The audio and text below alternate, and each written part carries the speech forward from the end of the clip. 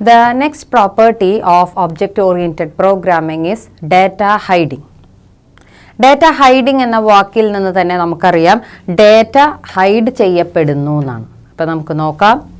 Hiding the data of A class from the outside world. നമ്മളൊരു പ്രോഗ്രാമിലൂടെ ഒരു ക്ലാസ്സിലൂടെ നമ്മൾ എന്തെല്ലാം ഡേറ്റാസ് ആണ് കാണിക്കുന്നത്, ഇതെല്ലാം നമുക്ക് എല്ലാവരുടെ മുൻപിലും എക്സ്പ്രസീവായി കാണിക്കേണ്ട കാര്യമില്ല.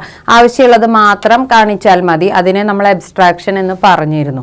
അപ്പോൾ ഇത് ഹൈഡ് ചെയ്യപ്പെടുന്നുണ്ടെങ്കിൽ there should be some process behind the hiding and that is actually called as data hiding.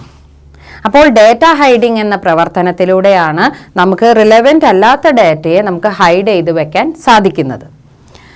It is done to protect the data from any accidental access. നമുക്ക് അറിയാതെയോ അറിഞ്ഞുകൊണ്ടോ ആരും നമ്മുടെ ഡേറ്റ ആക്സസ് ചെയ്യരുത്, അതിനു വേണ്ടിയിട്ടുള്ള ഒരു സംവിധാനം കൂടിയാണ് ഇത്. ഫോർ എക്സാമ്പിൾ, ഒരു ATM കാർഡ് നമ്മൾ സാധാരണ ATM കൗണ്ടറിൽ പോയിട്ട് ഇൻസേർട്ട് ചെയ്യുമ്പോൾ ഫസ്റ്റ് തന്നെ പിൻ നമ്പർ എൻ്റർ ചെയ്താൽ മാത്രമേ നമുക്ക് നമ്മുടെ അക്കൗണ്ടിലേക്ക് കയറാൻ പറ്റുള്ളൂ.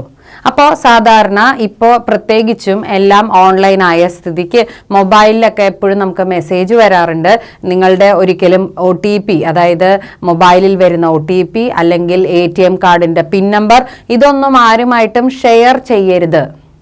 എന്തുകൊണ്ടാണ് അങ്ങനെ പറയണേ? കാരണം എങ്ങാനും നമ്മൾ നമ്മുടെ പിൻ നമ്പറൊക്കെ ഷെയർ ചെയ്ത് കഴിഞ്ഞാൽ ആർക്കെങ്കിലും നമ്മുടെ ആ ATM കാർഡ് കയ്യിൽ വന്നു കഴിഞ്ഞാൽ അവർക്ക് അതിലൂടെ നമ്മുടെ പൈസ എടുക്കാനൊക്കെ സുഖമായിരിക്കും. അപ്പോൾ നമ്മുടേതായിട്ടുള്ളൊരു സീക്രട്ടാണത്. അപ്പോൾ അതുകൊണ്ട് ഒരിക്കലും അത് മറ്റുള്ളവർക്ക് ഷെയർ ചെയ്ത് കൊടുക്കാൻ പാടില്ല. അപ്പോൾ അത് ഷെയർ ചെയ്താൽ എന്തുണ്ടാവും? അവർക്ക് നമ്മുടെ ഇതിലേക്ക് ആക്സിഡൻ്റൽ അല്ലാന്ന് വെച്ചാൽ ഡെലിബറേറ്റ് ആയിട്ടുള്ള ഒരു ആക്സസിബിലിറ്റി കിട്ടുന്നു എന്നർത്ഥം. അപ്പോൾ ഇങ്ങനെയുള്ള സംവിധാനങ്ങൾ, ഇപ്പോൾ ഈ ATM പിൻ നമ്പർ എന്നൊക്കെ പറയുന്നത് ഇതുപോലെ നമ്മുടെ ഡേറ്റ ഹൈഡ് ചെയ്ത് വെക്കാനായിട്ടുള്ള ഒരു പ്രിവിലേജ് ആണ് നമുക്ക് കിട്ടുന്നത്.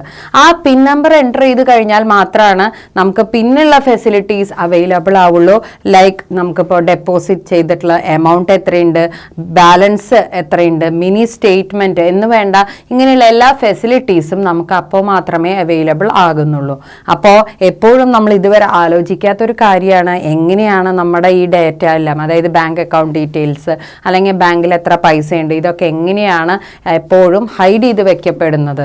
അതിൻ്റെ കാരണം നമുക്ക് ഈ പിൻ നമ്പർ തന്നിട്ടുള്ളത് കൊണ്ടാണ്. When you enter the pin number only the bank is recognising that you are A customer of the bank. അപ്പോൾ മാത്രമാണ് നമ്മുടെ അക്കൗണ്ടിലേക്ക് നമുക്ക് ആക്സസിബിലിറ്റി കിട്ടുന്നത്.